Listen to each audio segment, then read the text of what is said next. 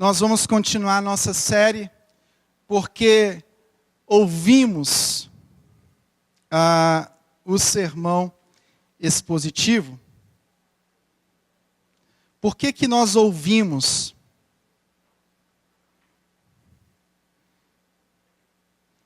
E hoje nós vamos falar a terceira parte, que vai falar da prática e transformação. Repete comigo, prática e transformação. O texto está em Tiago, capítulo 1, 16 ao 27. Por que nós ouvimos a pregação ou o sermão expositivo? Para quem está aqui hoje pela primeira vez, ou para quem ainda não tem, o que é o conceito do sermão expositivo? Pregação expositiva é ler o texto, explicar o texto e trazer esse texto para os nossos dias, para a sua realidade, com Cristo no centro. Vamos repetir? Pregação expositiva. Repete, mas pode repetir. Pregação expositiva é a leitura, explicação e aplicação para os meus dias, de forma que Cristo esteja no centro. Amém. E hoje eu vou falar sobre quando eu ouço essa mensagem do Evangelho, eu ouço não simplesmente para ser informado acerca de alguma coisa. É o que Tiago vai nos ensinar hoje. Eu ouço a mensagem não somente para entender alguma coisa. Terceiro, eu ouço a mensagem não somente para me tornar mais conhecedor da Bíblia. Também, mas não somente. Eu ouço a mensagem para que eu entenda, que eu conheça, mas que também eu seja transformado. Amém? E eu espero que nessa noite todos nós tenhamos um entendimento de quem Deus é, de quem nós somos, do que Cristo fez por nós e de quem nós temos que ser em Cristo Jesus. Que o Espírito Santo de Deus, que o poder do Espírito Santo de Deus, através da pregação desse Evangelho, possa levar ao teu coração e você amanhã e nós amanhã possamos colocar em prática tudo isso. Diz o texto: não vos enganeis, meus amados irmãos, toda boa dádiva e todo dom perfeito são lá do alto, descendo do Pai das luzes, em quem não pode existir variação ou sombra de mudança, pois, segundo o seu querer, Ele nos gerou pela palavra da verdade, para que fôssemos como que primícias das suas criaturas. Sabei estas coisas, meus amados irmãos. Todo homem, pois, seja pronto para ouvir, tardio para falar, tardio para se irar, porque a ira do homem não produz a justiça de Deus. Portanto, despojando-vos de toda impureza e acúmulo de maldade, acolhei com mansidão a palavra em vós implantada, a qual é poderosa para salvar a vossa alma. Tornai-vos, pois, praticantes da palavra, e não somente ouvintes, enganando-vos a vós mesmos.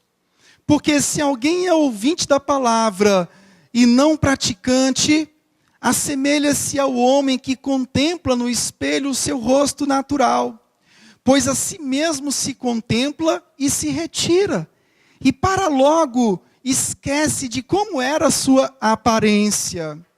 Mas aquele que considera atentamente na lei perfeita, lei da liberdade, e nela persevera, não sendo ouvinte negligente, mas operoso praticante, esse será bem-aventurado no que realizar. Se alguém supõe ser religioso, deixando de refrear a língua, antes, enganando o próprio coração, a sua religião é vã. A religião pura e sem mácula para com nosso Deus e Pai é esta: visitar os órfãos e as viúvas nas suas tribulações, e a si mesmo se guardar incontaminado em relação ao mundo. Que o Espírito Santo de Deus faça aquilo que eu não consigo fazer: convencer-nos do nosso pecado, do juízo e da justiça. Meus queridos irmãos, o objetivo dessa série de mensagens é fazer com que a igreja entenda o propósito da pregação. É fazer com que a igreja entenda o propósito pelo qual você saiu de casa e está aqui hoje. O porquê que eu saí de casa e estou aqui. Por que que eu ouço a pregação? Então essa série vai ter esse objetivo, entendermos o propósito da pregação. Existe uma necessidade no nosso meio. Essa necessidade não é só no nosso meio. Essa necessidade é na igreja, na face da terra. É uma necessidade contemporânea. Nós precisamos não somente ter entendimento. Sim, entendimento é muito importante. E você não pode desprezar o entendimento. Não despreze o entendimento. Mas o entendimento tem um propósito. Deus se revelou de forma geral, através da sua criação. Deus se revelou de forma mais específica aos seus e aqueles que aos seus que ele vai buscar e vai trazer para o aprisco dele através da sua evangelização e da nossa missão. Deus se revelou de forma mais específica através desse manual divino, inspirado, autoritativo para a minha vida, autoridade final na minha vida. E ele se revelou aqui para que nós o conheçamos. Ele se revelou aqui para que nós entendamos a criação, para que nós entendamos a queda, o que aconteceu, e para que nós entendamos de onde vem a nossa redenção, de onde vem o nosso justificador, de onde vem aquele que é o único, que era o único digno, e somente através da obediência dele nós poderíamos nos achegar a Deus. Pela graça, mediante a fé na obediência do que Cristo fez, a fé nos méritos dele, não por obras, porque nós estávamos mortos, nós não tínhamos condições de ir até Deus. Esse entendimento é muito importante, ele é primordial, mas esse entendimento ele tem que produzir sabedoria divina, prática.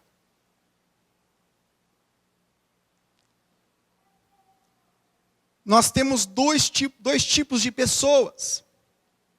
Há pessoas que não querem compreender as Escrituras, querem viver um tipo de fé experiencial. Vou no monte, fico lá a noite toda orando e está bom demais. No outro dia não preciso ir para IBD porque o Espírito Santo já falou comigo lá e está tudo certo. Eu não preciso de ninguém me passar, não preciso desse negócio de teologia, esses negócios aí. Ó. Eu quero é o poder. Essa pessoa que nega o conhecimento.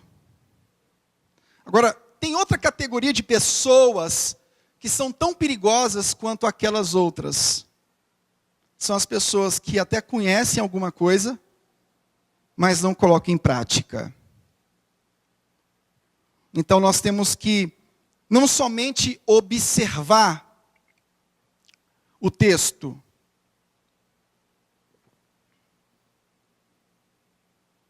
ser bons observadores, como os bereanos, em Atos 17, que nós vamos pregar lá na frente.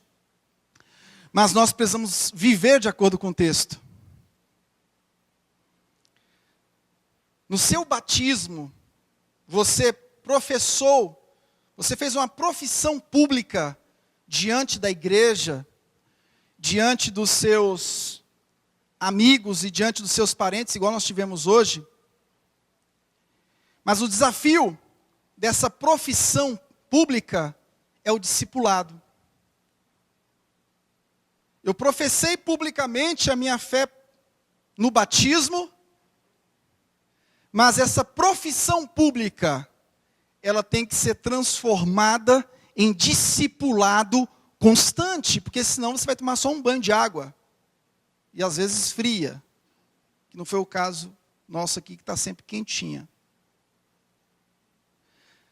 Então, nós vivemos uma espécie de cinismo espiritual, onde tem muitas pessoas que estão engorduradas de conhecimento e se arrogam disso e usam isso, às vezes usam elas até dizem que tem muito conhecimento, mas quando você conversa 5 minutos com a pessoa, você vê que ela não sabe nada.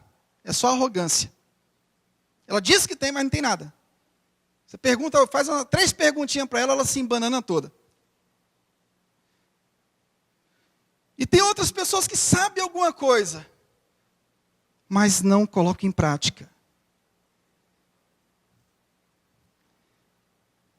A pergunta, o Kevin Van Hooser vai dizer uma coisa muito interessante. A pergunta mais correta da vida, isso é uma pergunta de sabedoria, mas não é uma pergunta de sabedoria humana. Entenda isso. Não é uma pergunta de sabedoria de senhoras caducas, no interior fala velhas senhoras pembeiras, né? Não é esse tipo de sabedoria, dá 3 pulinhos para trás, 3 pulinhos para frente, e tem mal olhado, inveja, excomungado, aí faz a oração do mal olhado, não sei o quê, papapá, coisas de senhoras pembeiras do interior. Não é esse tipo de sabedoria. A sabedoria que o entendimento das Escrituras geram e deve gerar em nós, deve nos levar a uma pergunta. E a pergunta mais correta da vida é: como se acertar com Deus? Se a gente insiste muito, venha para a EBD, venha para a escola bíblica, e as pessoas acham que isso é perseguição. Não é. O entendimento produz em você, quando você coloca em prática, mais santidade. Agora, se você também não tem um entendimento correto, como é que você vai produzir, vai ter uma prática correta?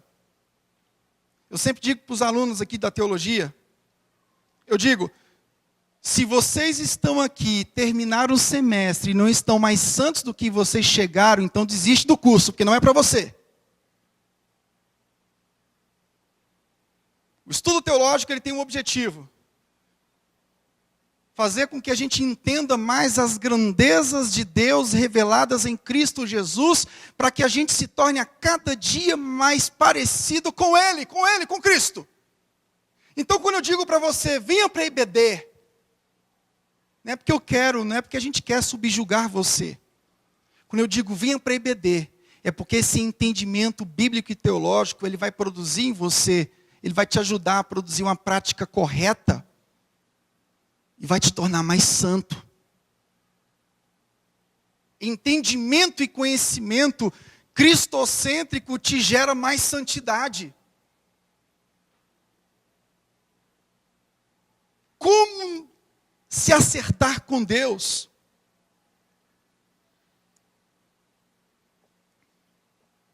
Quando você chegar aqui, antes de sair de casa, você já ore. Senhor, quero ouvir a tua palavra. O teu evangelho, eu quero ser transformado, porque eu sou um pecador da pior espécie. Não fique se justificando diante da sua bondade, porque você não é bom. Até a bondade que está dentro do seu coração é fruto da graça. Não tente me convencer que você é bom, nós somos maus. Isso é fruto de legalismo, a gente tentar convencer o outro que é bom. A gente é tudo mal, comedor de arroz com piqui, e a gente engasga com espinho e fica pior ainda, fica mais nervoso ainda, fica mais angustiado ainda. E quando está de regime, fica ainda mais mal-humorado. Pai, quando eu estou de regime, eu fico no mau humor. Pastor André também é assim, né? Eu fico pior do que eu sou, pior do que a minha própria natureza pecaminosa. Então, nós precisamos ser sinceros. Reconhecer quem somos. Você já reconheceu que Jesus te salvou? Isso não veio de você, você não deu uma ajudinha, uma focinha, isso é dom de Deus, é dom do alto. Agora nós temos que reconhecer na prática, na vida cristã, que ainda precisamos, de fato, mortificar diariamente a nossa carne. Enquanto você achar que tem alguma coisa de bom em você, enquanto você estiver achando que tem alguma coisa de bom em você, você vai se justificar e não vai viver a verdadeira sabedoria do Senhor. Aqui nessa carta nós vamos encontrar doutrinas. A gente encontra aqui doutrinas ligadas à ética cristã. Essa carta de Tiago é como se fosse uma coxa de retalhos. Quem já viu coxa de retalhos? Quem já viu aqui coxa de retalhos? A carta de Tiago é uma coxa de retalhos. Mas é uma coxa de retalhos que trata de vários temas que ligam a um tema muito importante, a verdadeira religião. São vários temas que vão explicar o que é uma falsa religião e o que é uma verdadeira religião. Então, no livro de Tiago, a gente vai encontrar também a doutrina da santificação. Por quê? Porque Tiago é um livro de sabedoria prática. E a sabedoria prática tem o objetivo de santificação nas nossas vidas. Tiago também vai tratar de uma relação doutrinária de fé e obras. Teoria sem prática é um perigo. Se você examina um texto bíblico, você vai encontrar Cristo. Agora, se você vive de acordo com o texto, você vai, além de encontrar Cristo, você vai aprender em Cristo. O grande problema é que nós ouvimos, você está aqui hoje ouvindo, 40 anos, domingo a domingo ouvindo, você examinou ali com o pregador, encontrou Cristo no texto, mas se no outro dia você não viver de acordo com aquele texto, você até encontrou a Cristo, mas você não aprendeu em Cristo. Então o desafio da sabedoria, da verdadeira religião, que é voltada para a sabedoria do alto, que é diferente da sabedoria terrena, o desafio é nós examinarmos o texto, ouvindo diligentemente, encontrando Cristo ali, E no outro dia, quando você sair daquela porta ali, você pegar aquele texto e viver. Porque o aprendizado é isso. É isso. Engraçado que a pedagogia também ensina assim. Como é que se dá o aprendizado na vida? Como é que é? Se você, por exemplo, foi para a aula. Gente, eu fui um péssimo aluno de quinta a oitava. Penso num caba à toa, era eu de quinta a oitava série. Eu não sei se eu tinha uma dislexia ou se era uma arrogância mesmo. Eu acho que eu tinha uma arrogância que eu dizia o seguinte. O professor está se matando de dar aula aí. Eu digo, quando eu chegar em casa eu vejo o que ele está dando. E que aquela menina é muito gatinha, e no intervalo a gente vai para lá e marca aqui e tal. E a festinha no final de semana, como é que tá?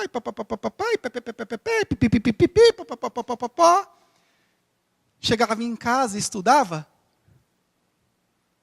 ia jogar bola. Aí, um dia antes da prova, era um Deus nos acuda.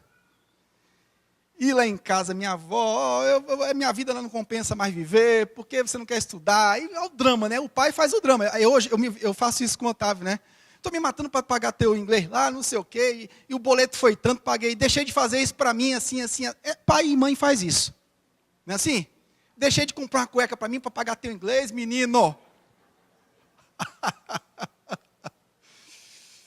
Então, o aprendizado se tornou difícil para mim, porque eu, além de não ouvir direito o que o professor estava dizendo, eu ia para casa e não estudava. Agora, imagine, aquele aluno que ouve, presta atenção na aula, e no outro dia, ele tira a lição. Sabe o que os puritanos faziam? A gente aprende muito com os puritanos. A história ensina muito. Se você não gosta de história, passe a gostar. Veja documentários. Eu amo documentários, eu amo leitura histórica. Leio muito sobre história.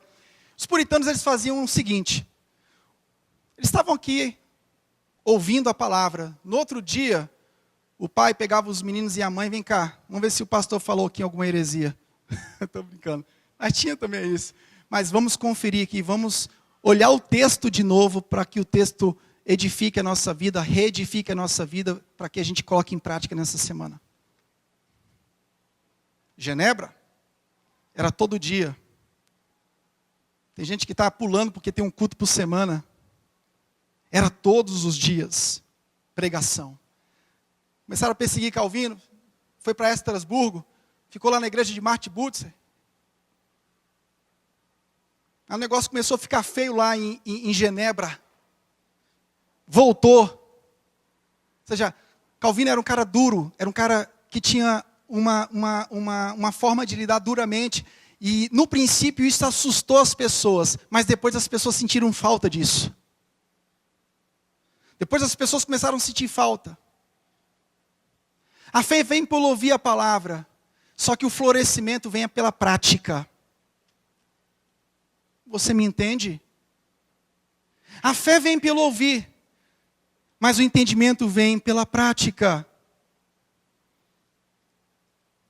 Tiago mostra aqui para nós duas coisas perigosas.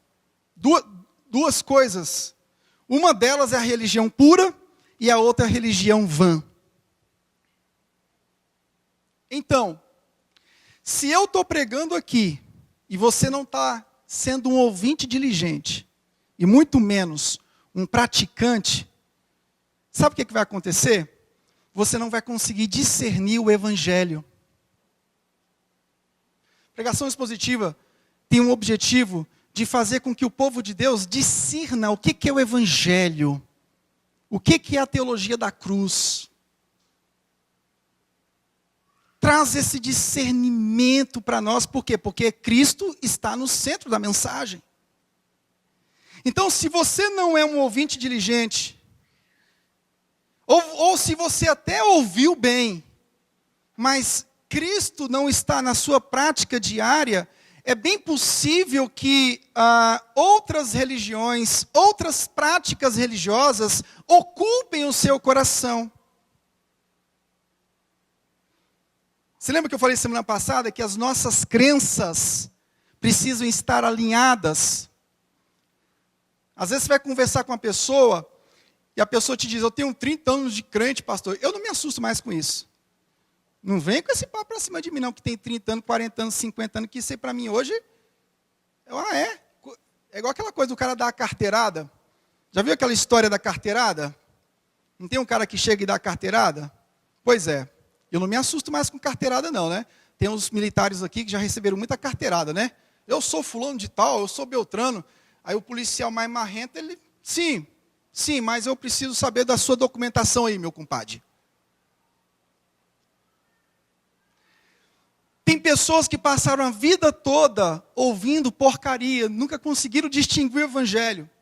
Tem outras pessoas que ouviram a vida toda coisas boas, mas eram pessoas negligentes ao ouvir e negligentes ao praticar.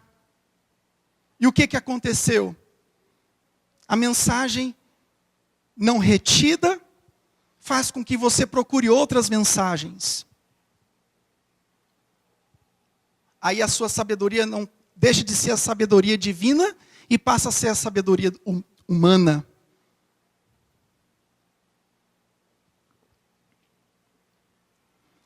O texto vai falar de provação. Capítulo 1, o texto vai falar de provação. Bom, se você realmente vive o evangelho, que é a religião pura e verdadeira, que é Cristo, a provação vai vir.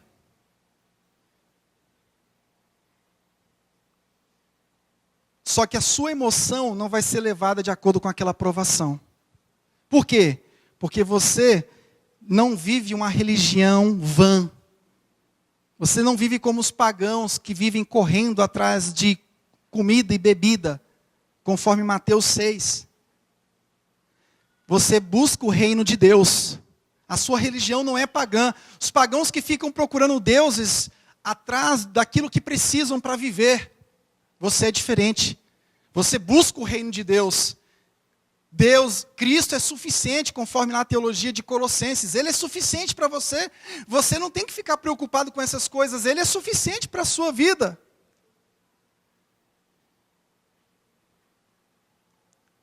A palavra de Deus já foi colocada na sua vida.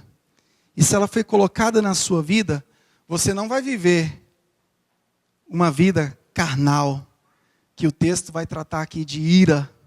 Existe a ira boa, mas a ira que é tratada aqui é a ira carnal.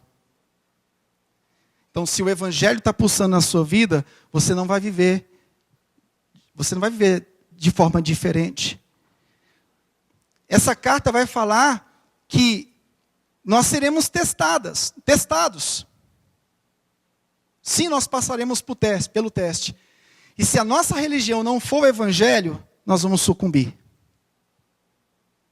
Se as suas emoções não são governadas por Cristo, se as minhas emoções não são governadas por Cristo, vai vir um abalo e você vai querer dar cabo de tudo, jogar tudo para o alto. As nossas emoções são testadas. E quando as nossas emoções são testadas, é revelado quem nos governa, se é o senhorio de Cristo ou se é o senhorio da minha própria carne. Quer conhecer uma pessoa verdadeiramente espiritual? Veja ela sendo provada. É o que a gente vai aprender nessa teologia aqui. Quer conhecer alguém verdadeiramente espiritual? Eu não estou dizendo que essa pessoa tem que ser perfeita, que eu tenho que ser perfeito. Eu vou chorar sim. Mas, uma pessoa convertida, verdadeiramente espiritual, você vai conhecer quando ela é provada. Quando ela passa no fogo. Por quê? Se nós somos provados e a nossa religião não é o evangelho, a gente vai querer desistir de tudo da vida. A gente vai querer pirar a cabeça. A verdadeira espiritualidade não é por atos externos. Tiago vai nos ensinar que a verdadeira espiritualidade é mostrada de acordo com a forma que você reage diante das provações. Vamos lá.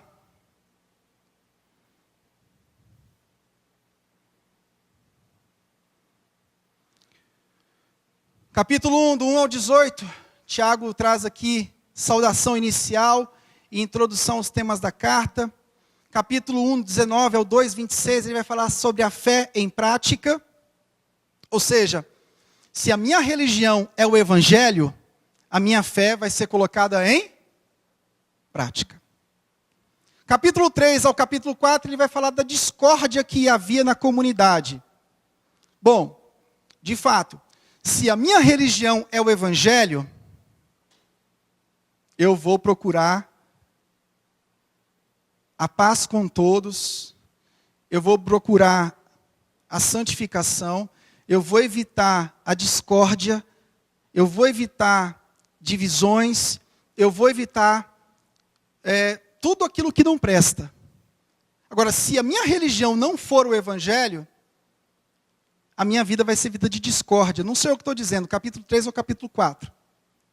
No capítulo 4 ao capítulo 5, ele vai falar dos ricos e dos pobres. Bom, se a minha religião é o evangelho, de fato, eu não vou detestar os pobres. E os pobres não vão ficar de birrinha com os ricos. Uma coisa muito interessante. Hoje em dia a gente vê cultos setorizados, cultos dos empresários. Gente, pobre tem que andar com rico dentro da igreja, rico tem que andar com pobre. Todas as classes precisam estar misturadas. Não existe essa questão de, não pastor, vamos colocar fulano com fulano porque os dois são empresários e se entendem. Onde é que está isso na Bíblia? Zé Bodó. Isso é coisa de Zé Bodó, gente. Vamos criar classes. Essa classe aqui é a classe dos pobrezinhos, eles têm que andar junto. Dos riquinhos, eles têm que andar junto. Isso demonstra que o evangelho ainda não está pulsando no nosso coração. Tá bom? Então, é o que eu falo. A igreja verdadeira, ela tem que entender isso. A igreja verdadeira não é setorizada em classes sociais. Mark Dever fala uma coisa fundamental sobre isso. Não pode... No dia que a igreja começar a setorizar, a separar por classes, por grupos, culto disso, culto daquilo, culto dos homens empreendedores, culto dos empresários, reunião dos homens,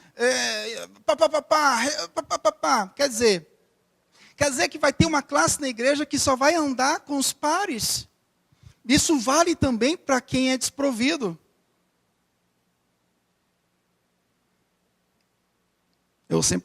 Eu aprendi em casa uma coisa, meu filho, nós somos pobre de maré de si.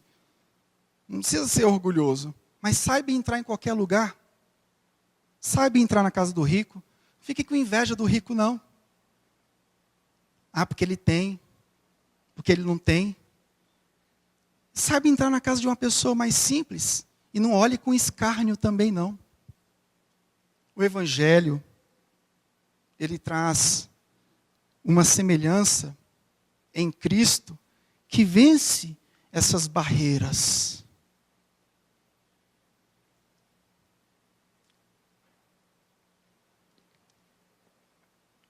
Tiago, no capítulo 1, começa a falar da raiva e da língua, né? A raiva e a língua é perigosa. Quer dizer, se eu tenho o evangelho no meu coração, eu tenho que vigiar minha língua, porque se minha língua é maior que o meu corpo, a minha religião é vã. É o que Tiago está falando. E ele começa a exortar-nos a vivermos a palavra que nós ouvimos. E ele fala aqui no capítulo 1 da caridade, ou seja, não mostrar favoritismos pelos ricos. No capítulo 2, 1 ao 13, fala de um julgamento sem misericórdia diante de pessoas assim. E se há favoritismo na minha vida, eu tenho que ainda pensar se eu tenho que testar minha conversão ainda. E ele ataca os que entendem a fé também como se fosse um mero conhecimento, assentimento. Ele vai dizer do capítulo 14 ao 26, que é o texto que eu vou falar agora, que se você não tiver fé, se você tiver fé, mas não tiver obras, você está morto.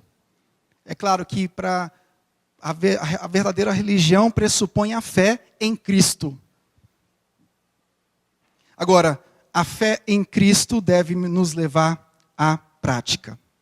Versículo 1, capítulo 1, 16. Ele vai falar do homem inclinado ao erro. Não vos enganeis, meus amados irmãos. Aqui Tiago entra na questão da santificação. Ou seja, se o evangelho é a tua religião, você tem que ser e se tornar, nós temos que sermos e nos tornarmos parecidos com Cristo.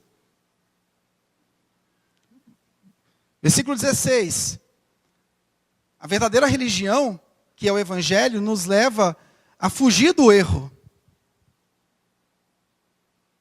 E a pregação tem esse propósito. A pregação é um modo de disciplina, mas preventiva. Quando esse pastorzinho rei aqui, os outros pastorzinhos que são mais feios que eu, eles sobem aqui. Pelo menos minha esposa acha mais bonito que vocês, né? Isso é um bom sinal. Quando eles sobem aqui, eles sobem com a intenção preventiva. Quando eu sento ali para ouvir, eu estou ouvindo preventivamente. E Tiago fala do homem inclinado ao erro. Cuidado, não se engane. Não vos enganeis. Ou seja, Tiago está falando aqui sobre as falsas religiões, as falsas concepções sobre Cristo, as falsas concepções sobre o verdadeiro evangelho. Começou a onda agora. 12 dias de campanha para 12 meses de vitória. Cara, eu nunca consigo viver isso na minha vida, porque amanhã é outro dia, é outra realidade, é outro momento de oração, de leitura, de meditação, de rendição ao Senhor. Mas você faz 12 dias de propósitos e você terá 12 meses de vitória. Isso é paganismo. Isso é falsa religião. Tiago está falando, cuidado com essas religiões vãs, que não tem... O que ele está querendo dizer? Olha, cuidado com essas coisas aí, que não coloca Cristo no centro e fica colocando as necessidades dos homens. Isso é o que Mateus tratou no capítulo 6. Isso é coisa de paganismo. 17. Toda boa dádiva e todo bom dom perfeito são lá do alto, descendo do Pai das luzes, em que não pode existir variação ou sombra de mudança. Ou seja, o Criador, o dono de toda boa dádiva, o que nos regenerou.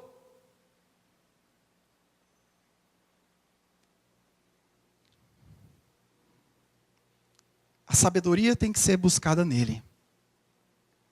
Porque toda boa dádiva e todo dom perfeito vem de lá.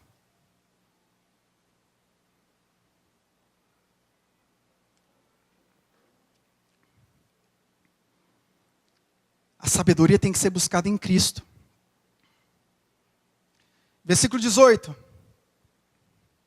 Pois segundo o seu querer, Ele nos gerou pela palavra da verdade, para que fôssemos como que primícias das suas criaturas.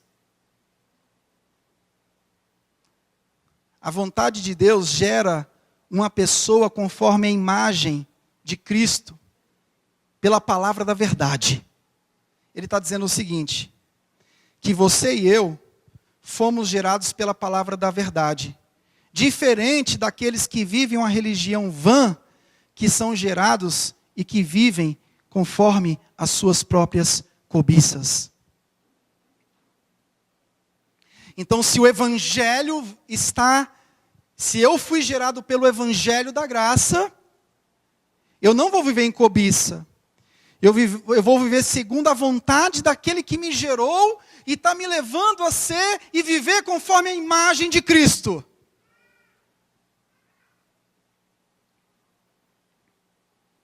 Versículo 20, aí ele fala da ira do homem. Porque a ira do homem não produz a justiça de Deus. Ou seja, Marcos 3:5 fala de uma ira justa. A gente tem que ter cuidado, porque a Bíblia às vezes fala de julgar e não julgar. De se irar e não se irar. São coisas distintas. Mateus, por exemplo, 7 vai falar, não julgueis para não ser julgados. Ele não está dizendo que a gente não pode julgar, mas que a gente não pode julgar de forma temerária. Mas a gente pode julgar sim. Quando a gente quer ajudar algum irmão a levantar, a sair do pecado, a gente diz para ele, fulano, acorda aí que a tua vida está indo para o buraco. Você está julgando ele. Você está dizendo para ele, olha, eu estou te vendo e você não está bem, vem para cá que você precisa melhorar. Mas a maioria das pessoas, elas recebem isso com arrogância. Então, aqui é um tipo de ira diferente. Aqui é um tipo de ira onde as nossas paixões, elas florescem muito rápido. A ira que Tiago trata aqui são paixões. Se algo te falta, ou se você tem abundância, as suas paixões florescem. Por isso que Paulo diz em Filipenses, que ele podia todas as coisas no Senhor que o fortalecia, porque não era a falta ou a abundância que iria fazê-lo viver longe de Deus. Então, essa ira são paixões, emoções afloradas, pessoas que não aguentam ouvir um não, pessoas que não aguentam experimentar de sabores. Ele está dizendo, olha, essa ira precisa ser mortificada, precisa ser subjugada. Nós somos facilmente cegados, nós nos justificamos o tempo todo. 21. Portanto, despojando-vos de toda impureza e acúmulo de maldade, acolhei com mansidão a palavra em vós implantada, a qual é poderosa para salvar a vossa alma. Despojar-se, ou seja, se livre. Me perguntaram essa semana, eu até coloquei no Face, não deixa as crianças entrar agora, por gentileza. Me perguntaram essa semana, como é que você aguenta? Eu digo, olha, a graça. Eu não tenho mérito de nada. Mas existe uma coisa que eu e você precisamos entender. A única coisa que pode atrapalhar e te fazer andar mais lentamente são os nossos pecados. A graça está disponível. Mas muitos têm pegado a graça e desprezado a graça. Tiago fala que se livre da impureza. Então, se a gente não se livrar da imundície, das falas obscenas, dos desejos impuros, de práticas vergonhosas, assim como a gente viu uma grande prática vergonhosa em 1 Coríntios 5, um acúmulo de maldade.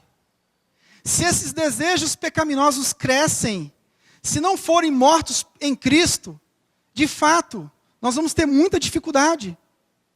Nós não temos mérito nenhum nisso. A graça do Senhor que nos ajuda, que me ajuda, que te ajuda, foi o que eu respondi. Eu sou um comedor de arroz com feijão, não tenho mérito nenhum. Mas uma coisa que também eu não posso me arrogar disso, que eu também não posso contar vantagem disso, mas que eu também não posso deixar de pregar sobre isso, é que nós precisamos obedecer. A mensagem da graça não é uma mensagem que te leva a uma vida de desobediência.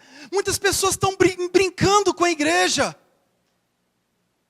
Fazem o que querem da sua vida e com uma cara de pau maior do mundo, escandaliza o povo de Deus.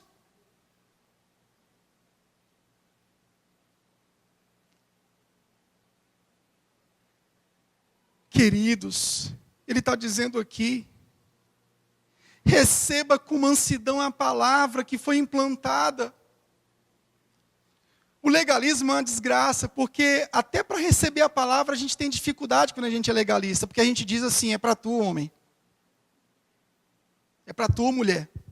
Não é para o meu irmão, aquele pecador miserável. não é para você, é para mim, é para nós. E se não for para você hoje, vai ser para você amanhã, porque a pregação ela tem um caráter preventivo. Ela te mostra aquilo que você talvez esteja fazendo hoje, mas ela te mostra aquilo que talvez você possa fazer amanhã. Então se despoje disso. A palavra foi implantada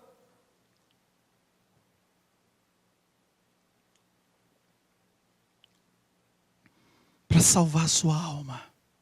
Versículo 22, ele diz, olha, se você é só ouvinte, mas não é praticante, você se engana a si próprio.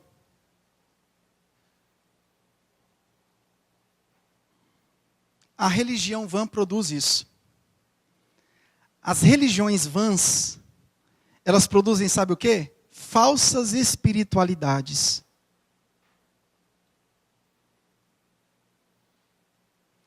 As religiões vãs produzem justiça própria.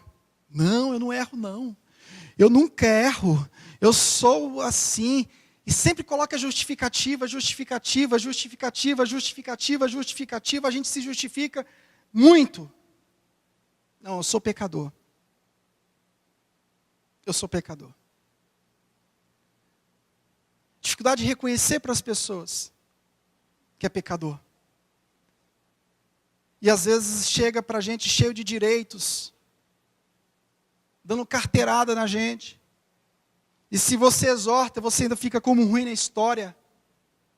Você ainda leva a cara feia. E é assim que acontece. Mas a igreja precisa ser santificada. Nós precisamos ser santificados. Não podemos nos enganar. O pecado tem que ser tratado com seriedade. Se eu ouço, mas eu não obedeço através da prática, eu estou enganando a mim mesmo. Versículo 23 e 24. Pois, se alguém é ouvinte da palavra e não praticante, assemelha-se ao homem que contempla no espelho o seu rosto natural. Mas se esquece de como era a sua aparência. Ou seja, o espelho mostra aos homens naturais algo de sua aparência natural. Sim ou não? Mas se você engana a si mesmo, sabe o que acontece? Você vai se olhar, você ouviu, olhou para o espelho, identificou quem você é, identificou quem Cristo é, não praticou, e o que acontece? Rapidamente você se esquece de quem você é e de quem Cristo quer que você seja. É isso que causa. Uma fé sem prática gera isso. Fé sem obediência gera isso. Você logo se esquece da própria imagem de Cristo que foi revelada a você pela pregação, porque a pregação é isso. A pregação é um espelho. Ela coloca Cristo refletindo, você do outro lado, você se enxerga Cristo e diz, estou ferrado, estou lascado, eu preciso ser como Cristo é, sou um pecador miserável, Senhor, tem misericórdia de mim, me acolhe.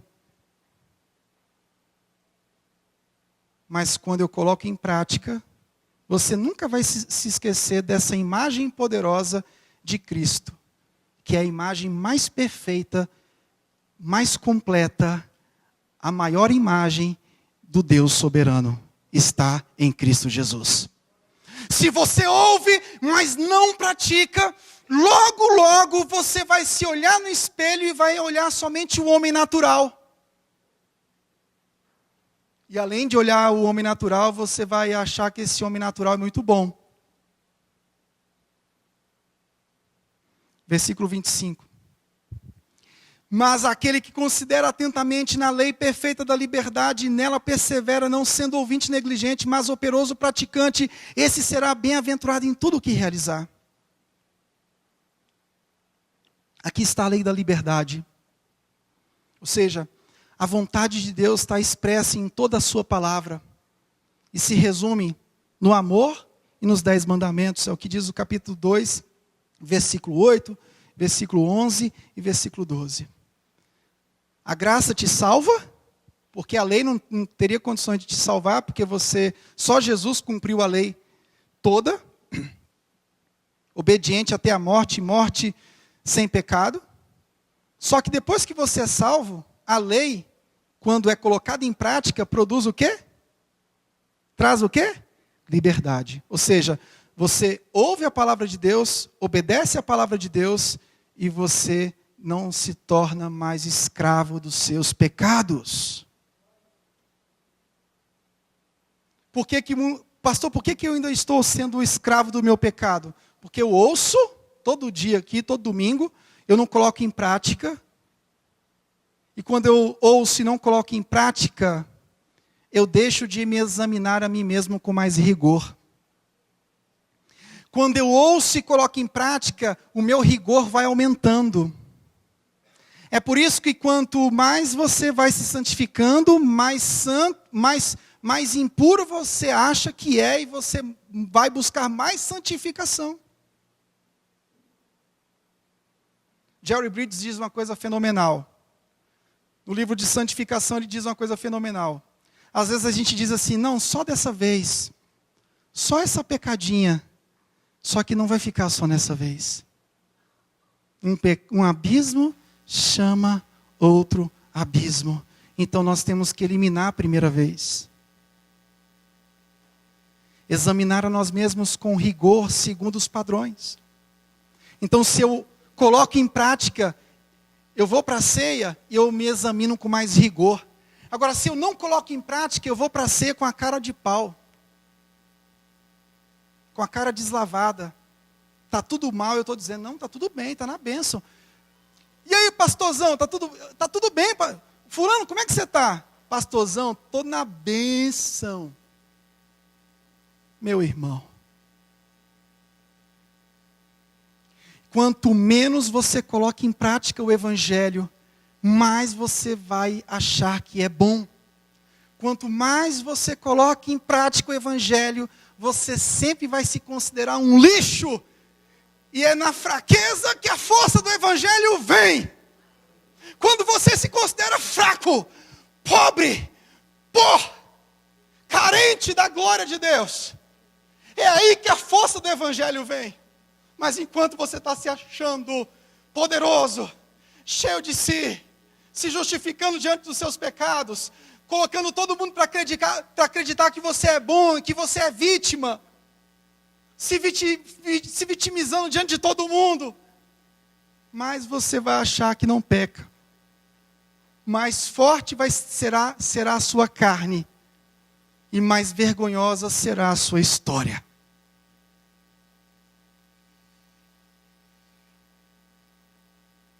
Encare com seriedade e honestidade.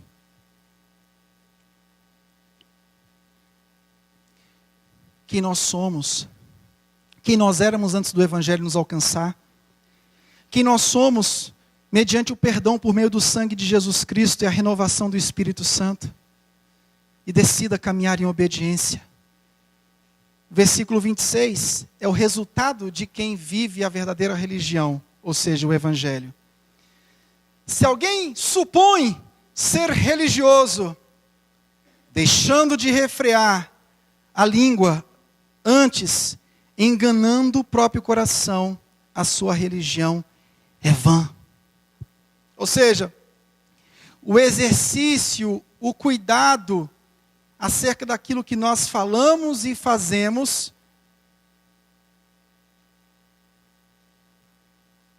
vai fazer com que a gente não vive de engano. E versículo 27 diz: a religião pura e sem mácula para com nosso Deus e Pai é esta: visitar os órfãos e as viúvas nas suas tribulações, e a si mesmo guardar-se incontaminado do mundo. Os pobres e solitários. Esse versículo aqui ele não resume tudo que nós temos que fazer, mas é um indicativo externo de que o amor se tornou o princípio que nos conquistou. Esse versículo nos ensina, é um indicativo de que realmente nós entendemos o que Cristo fez por nós. 1 de João 4.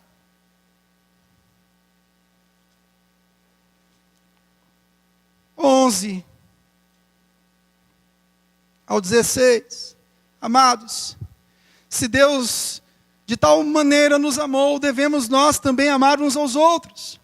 Ninguém jamais viu a Deus. Se amarmos uns aos outros, Deus permanece em nós e o seu amor é em nós aperfeiçoado. Nisto conhecemos que permanecemos nele e ele em nós, em que ele nos deu o Espírito. E nós temos visto e testemunhado que o Pai enviou seu Filho como Salvador do mundo. Aquele que confessar que Jesus é o Filho de Deus, Deus permanece nele e ele em Deus. E nós conhecemos e cremos no amor que Deus tem por nós. Deus é amor, e aquele que permanece no amor, permanece em Deus e Deus nele. A teologia da primeira epístola de João está dizendo o seguinte: se você é nascido de novo, você ama, entendendo o amor de Deus na cruz por seu Filho. Se você é nascido de Deus, você pratica a justiça, entendendo que você não tinha justiça própria nenhuma. Ele se fez justiça por você. Se você nasceu de novo, você não vive na prática do pecado. É o que diz o capítulo 5, versículo 4. Aquele que nasceu de novo não vive na prática do pecado. Então, a sabedoria, o entendimento tem que levar-nos para essa sabedoria. Se Cristo me alcançou, eu tenho que ser como Ele é. E para finalizar, em primeiro lugar, eu tenho que pregar diligentemente. A equipe pastoral dessa igreja tem que pregar diligentemente. Para que você entenda, para que você tenha um discernimento do que é o Evangelho e do que são falsas religiões. A verdadeira religião é o Evangelho, a verdadeira religião é Cristo. Agora, você e eu temos que ser ouvintes praticantes.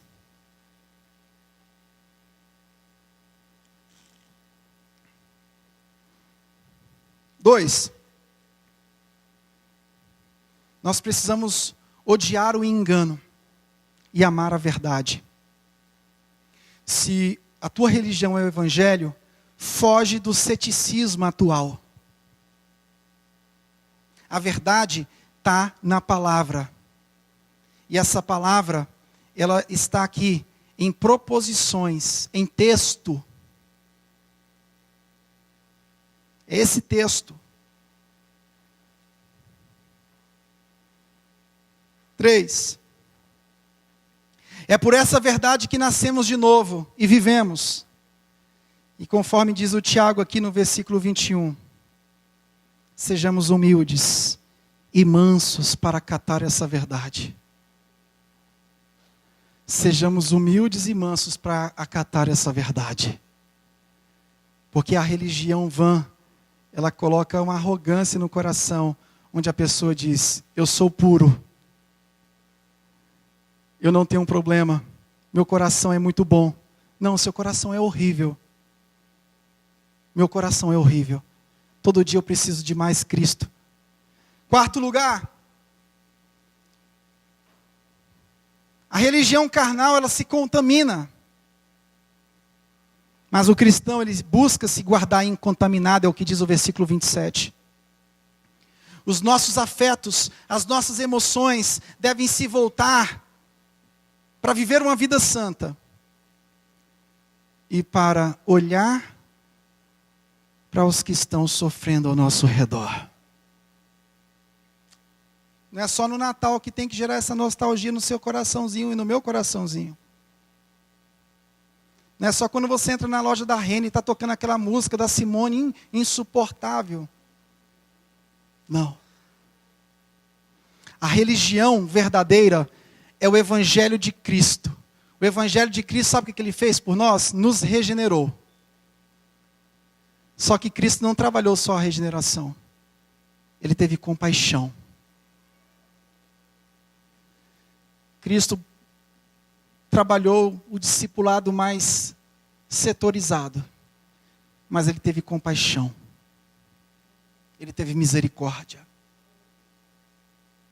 Isso deve consistir a minha prática. Quinto lugar, nosso conhecimento precisa alcançar relacionamentos corretos. Tiago vai tratar aqui de 3 tipos de relacionamento: Deus, o próximo e você mesmo. O nosso relacionamento com Deus precisa ser tratado de acordo com a Bíblia. O nosso relacionamento com o próximo precisa ser tratado de acordo com a Bíblia. Pare de viver o senso comum do eu acho, eu entendo. Tire a sua fé das Escrituras Sagradas. As suas emoções, como é que estão as suas emoções? Elas estão desordenadas? É claro que quando a mulher chega na fase da menopausa e o homem também chega nos 50, eu vou jogar os dois aqui. Os especialistas dizem que quando o homem chega nos 50 anos, ele vive a crise dos 50. Ele quer voltar a ser playboy de novo. E a mulher, às vezes antes dos 50, isso tem exceções, tá? Às vezes você chegou nos 50 e está bonitinho. A mulher, quando ela chega perto dos 50 ou antes dos 50, ela vive crises. Sim, tem remédios que precisam regular os hormônios. Isso é graça comum. É graça comum. A mulher tem que ir lá tomar os remédios para regular os hormônios. O homem tem que, vigiar a crise dos 50, de querer trocar uma de 50 por 2 de 25. Vigia, irmão. Mas agora até as mulheres também estão tendo essas crises, de 50 e quer 2 rapazes de 25. Então, está tendo isso também hoje. Então a sabedoria divina nos faz ter um relacionamento correto com Deus, com o próximo e conosco mesmo, comigo mesmo. Como é que estão as minhas emoções? Qual é o tipo de notícia que eu recebo que me descontrola a ponto de eu esquecer que Deus existe? Você se olhou no espelho, a palavra veio, fez você olhar no espelho, você enxergou Cristo, enxergou a si mesmo, mas você não praticou. Volte a praticar. Uma notícia ruim. Comece a identificar o que te desestrutura. Na sua vida profissional? É na sua família? Qual é o ponto nevrálgico que faz você esquecer que Deus existe? Esquecer do Evangelho? O entendimento tem que servir para essa sabedoria. Os que entendem a Bíblia de modo correto, observam e vivem de acordo com o texto, terão vida e amor ornados com correção e serão bem-aventurados. Serão felizes, mas não é essa felicidade que esse mundo nojento te promete. É a felicidade do reino de Deus. A felicidade do Evangelho, que vai pulsar na sua vida e vai fazer com que você, dia após dia, diga ao Senhor: Senhor, eu não quero essa sabedoria humana. Eu quero a sabedoria que vem do alto. Eu não quero essas religiões vãs. Eu quero o teu Evangelho. Eu não quero ser influenciado por uma mensagem coachizada. Eu quero ser influenciado pela mensagem da cruz, a mensagem do Evangelho. Pai, eu não quero viver para mim mesmo. Eu quero viver para o Senhor. Meu Deus, me ajuda. Comece a orar nessa semana. Eu quero te dar um desafio nessa semana. Comece a orar nessa semana. Fique de pé. Levante assim. Ore essa semana. Nós estamos colocando lá recursos diários de santificação para você orar. Ore com teu cônjuge. Você e o teu cônjuge, lá tem recursos de santificação que eu coloquei lá no livro do Jerry Bridges lá. Evangelho puro. Comece a orar. O casal. Lendo textos sobre santificação. Veja qual a parte da sua vida que é mais nevrálgica, que você não consegue administrar bem. Subjugue isso ao Evangelho. Porque se tem partes ainda na nossa vida que a gente não está conseguindo alinhar o Evangelho, A pregação tem esse objetivo. Eu não estou aqui com o objetivo de dizer que você tem que ser perfeita, mas de que nós temos que fazer como Paulo fez, procurar a perfeição. E a perfeição é ser como Cristo. Senhor, ore com fé. Mas não é fé da confissão positiva, não, é fé no Evangelho. Nos ajude, Pai. Nos ajude a fugir das vãs religiões que nos enganam. Nos ajude a vencer os pseudo-evangelhos, os falsos evangelhos. Nos ajude, Pai, a colocar em prática, para que quando a gente olhe para o espelho, a gente enxergue Cristo. Senhor, nós não queremos olhar no espelho e enxergar somente a nós, mas que todos os dias a gente olhe no espelho, enxergue a nós, os nossos pecados, mas enxergue um Cristo que diariamente está transformando as nossas vidas. Que eu olhe no espelho e enxergue a mim, reconheça que sou um pecador, mas ao mesmo tempo reconheça que Cristo está moldando a minha vida a cada manhã, no nome santo de Jesus de Nazaré. Amém?